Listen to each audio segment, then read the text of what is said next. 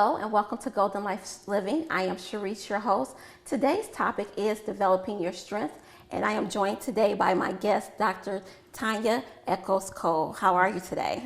Good. Thank you for having me. Oh, thank you for taking time out of your day to be with us. We're just going to jump right in, and what I typically ask of the guests is share with us your story. Well, I am a radiation oncologist, which is a cancer doctor that treats cancer patients with radiation. I've been doing that for about 15 years, and last year I was actually diagnosed with breast cancer myself.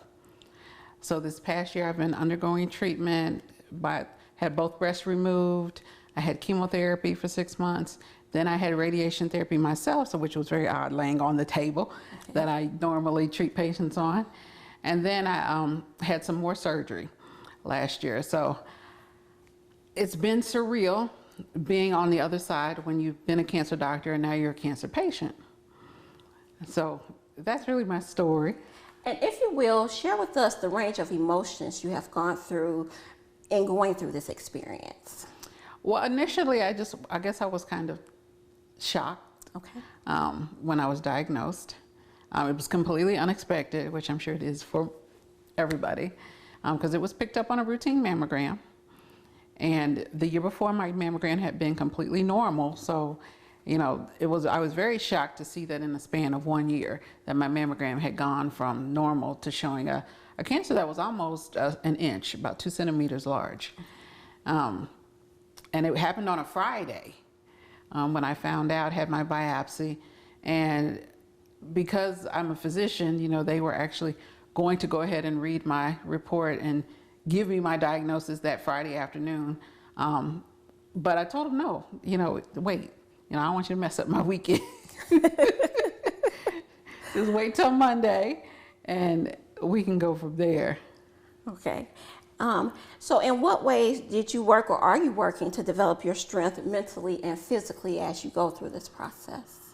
Well, I had to put myself in the shoes of the patient, which was very hard to do. When you're a physician, it's very hard to be a patient. So what I did was I sat down and tried to see where I could help in the cancer fight.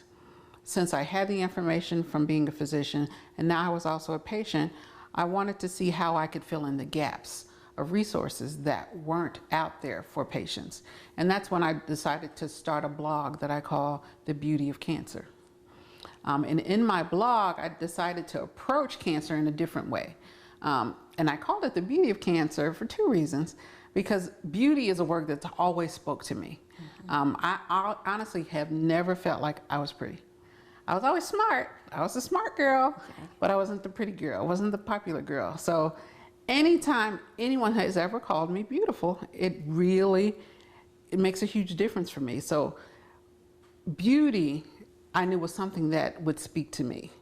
And I knew it was an aspect that is important for a lot of cancer patients because there are a lot of physical changes that happen during cancer treatment, such as the hair loss, the skin and pigment changes, nail changes, the disfiguration from surgery, the scarring. And I wanted to develop ways that not only other patients could help cope with those changes, but that I could use to help cope with those changes. So that's kind of where the beauty of cancer came from. And over the course of my treatment, I found different ways to deal with things that would help me deal with treatment. And I put those things in my blog to help other patients deal with those same issues. Now, I love I'm going to call it a motto. I don't know if you call it a motto, but it's cancer was my business until it became my diagnosis.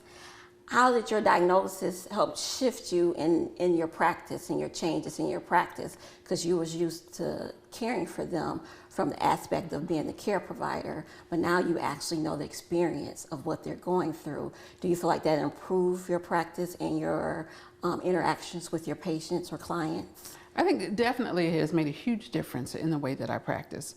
You know, my job was just that, a job. You know, it was a 9 to 5. I went to work and I came home, and I didn't think about work when I got home.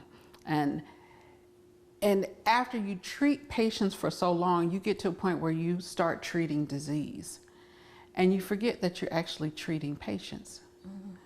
So when I got to the other side and I was in the patient chair, I was able to see that interaction with my doctors. And I realized that I don't want to be that kind of doctor, you know. So now when I treat patients, I see them with a completely new set of eyes. You know, I can empathize with what they're feeling. I know what's going on inside them. You know, I know sometimes when the decision making doesn't seem rational to me, that there are some other things going on at home that may affect some of those decisions that are being made. So I'm able to really deal with my patients in a different way and hear them with a new set of ears. And when they know that I've had patients, they're able to hear me with a different set of ears and really understand that when I make recommendations for them, those are recommendations that are in their best interest. And I'm not just trying to treat the cancer, I'm looking at the whole person. The whole person.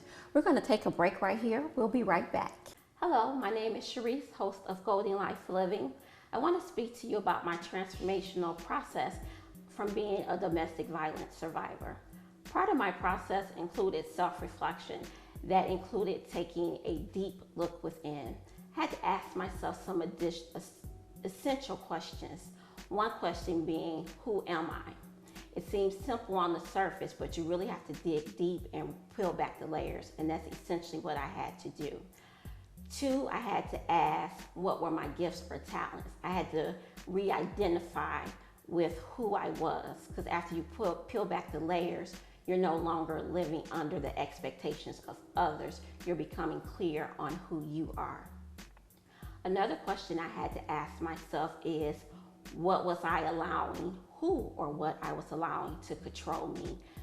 There was a instance where I was bitter, and I felt like that was giving power to my perpetrator, and I decided that I wanted to be better, that I am a nurturer, I do care, I am loving, and it's not right for someone else to change that.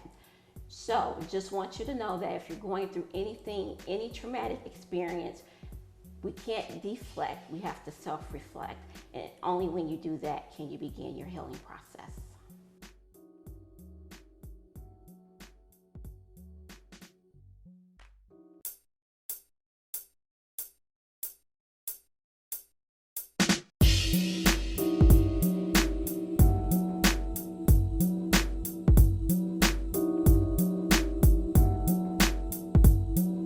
Welcome back to Golden Life Living. I'm Charise Cole, and today I'm joined by my guest, Dr. Tonya Echols Cole. So we were talking about you working with cancer patients, being a cancer patient yourself, and how that propelled you in your practice and how you interact with your patients. I want to shift a little bit to the personal. I did check out your website, your blog, and a few months ago you began a wellness initiative, and you talk about the mind, body, and spirit. Can you speak to the importance of making sure that those three components that we are working on those things and bringing them into alignment?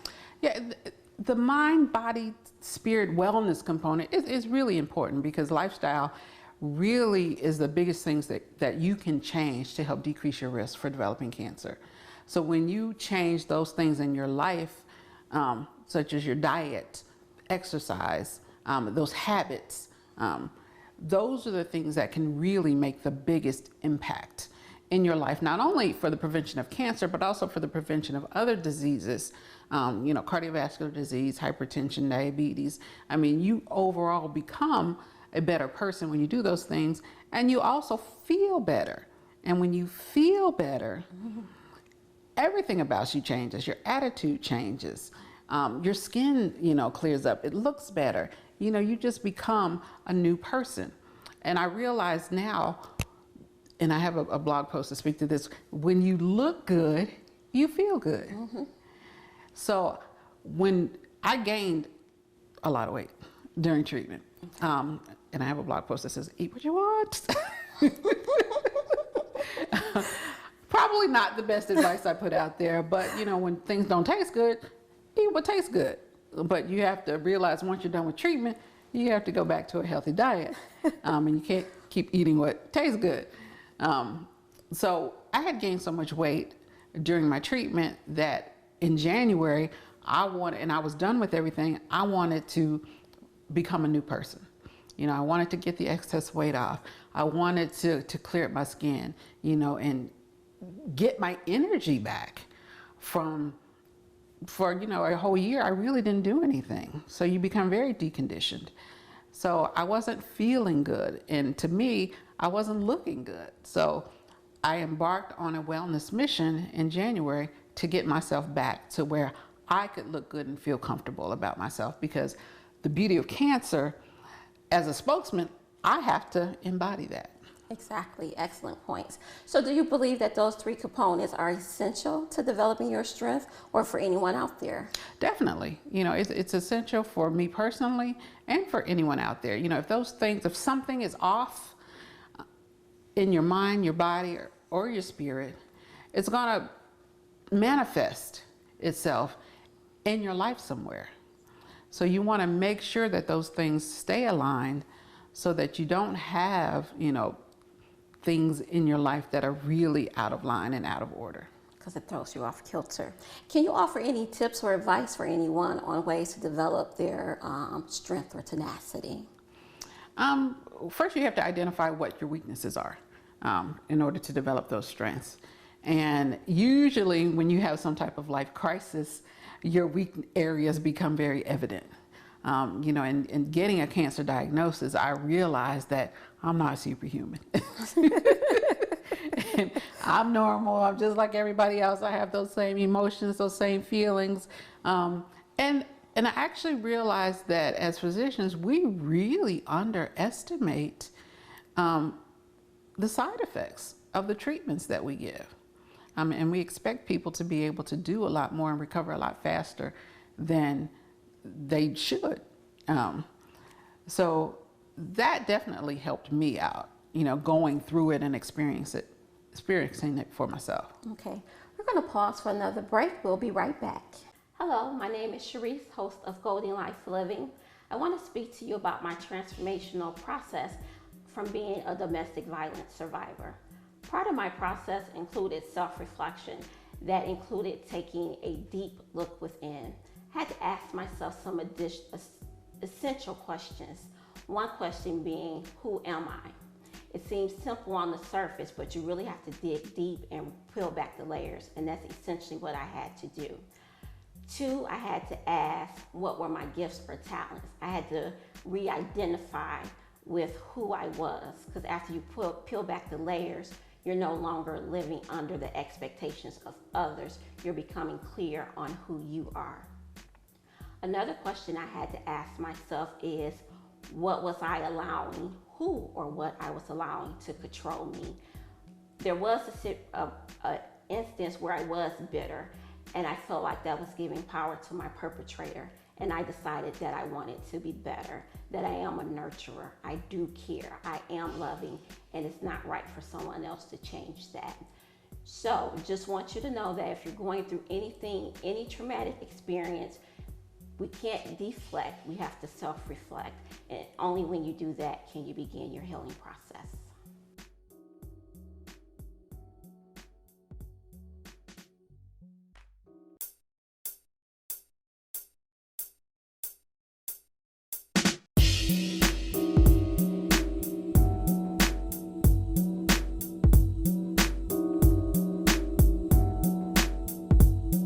Welcome back to Golden Life Living. I'm Charise, and today I am joined by my guest, Dr. Tonya Echols Cole. Thank you for sharing your story. So we're going to kind of shift gears. We're going to talk about your blog, and it's called The Beauty of Cancer. Why did you select that name when there's nothing beautiful really about cancer? So I really wanted to shift the focus off of the life and death that people normally think about when they think about cancer, and really kind of shift towards what you gain from the experience of having cancer. Because I realize now that there is a lot of wisdom to be gained from the journey of having cancer. You get to see yourself at your weakest point, and that shows you what you have inside you, because it's those times of greatest It's those times when you're having the worst times when you actually see how strong you are. I like that. And I like your mindset, because I believe a lot of things is about mindset and how we view it, you know. And a lot of times, you know, when people hear cancer, just people reactions to it, you know. It doesn't have to be that way. It depends on what you do in caring for yourself. So I really like that, because your mindset really helps develop your strength, your resolve, and your tenacity. So let's just focus. Tell us about your books. One of the things that I needed help with when I was diagnosed with was telling my kids, you know, what cancer was and what I had. I have a set of 3-year-old twin daughters, and they just didn't understand what mommy was going through. You know, I couldn't pick them up for about 2 months after my surgery. So one day I was writing, and I wrote a story out for them to explain it to them. Found an illustrator, a publisher, and got it published. And it was released last month. Oh, Mommy's Naughty Cancer and Daddy's Naughty Cancer. We decided to go do Daddy's book as well, so that if a family has children with the dad having cancer, we're able to have that version of the book as well. Okay, very well. Share some information about your foundation. I've started the Beauty of Cancer Foundation. I'm very excited about that. We are a 501c3 foundation. And it's called the Beauty of Cancer Foundation, and it's a survivor organization where we focus just on survivors. Because one of the things that I found is that once someone finishes treatment, they're just kind of dropped. And they don't know what to do. They're so used to going to the doctors that a lot of them go into depression. There's the anxiety out there now that they're not actually treating the cancer anymore. So this organization is centered on survivors, helping them to cope and continue life after they finish treatment, and to put them in a group of people, other survivors who understand what they're going through, and have activities and resources and seminars for them to help them continue to thrive after completing their treatment. That's very enlightening, because I guess I didn't realize that even after you're done with your treatment and you've been given a clean bill of health, that is still a process. But I guess before, because you're used to people being there in your corner and supporting you, you no longer have that. So that is changing your circumstances. It's a good circumstance, but then all the people are gone as well. That was an enlightening fact. So please let us know how we can connect with you. You can connect with me at my blog, thebeautyofcancer.com. You can follow me on Twitter, Instagram, at The Cancer Beauty.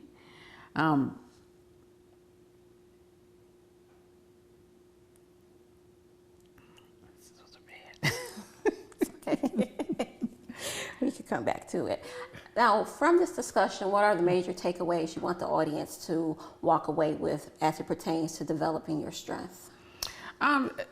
Definitely use whatever life throws at you to see what you can gain from it. You know, you can always learn from everything. And that's one of the things that I realized, that there is a lesson in everything. And if you look for it and listen for it, you'll find that lesson, and you'll be able to turn bad circumstances into good circumstances. You'll be able to see the good that comes out of the adversity. Excellent. And where can people go to learn more about your books? The books can be purchased at my website, thebeautyofcancer.com, but they can also be purchased anywhere books are sold, Amazon, Barnes & Noble, any of the websites. Any last thoughts or any more information you want to share with the audience? You know, I always tell people, make sure you get your cancer screening done. Get your mammograms, get your PSA checked, get that colonoscopy, because it was that mammogram that I decided to get at the 9th hour that saved my life.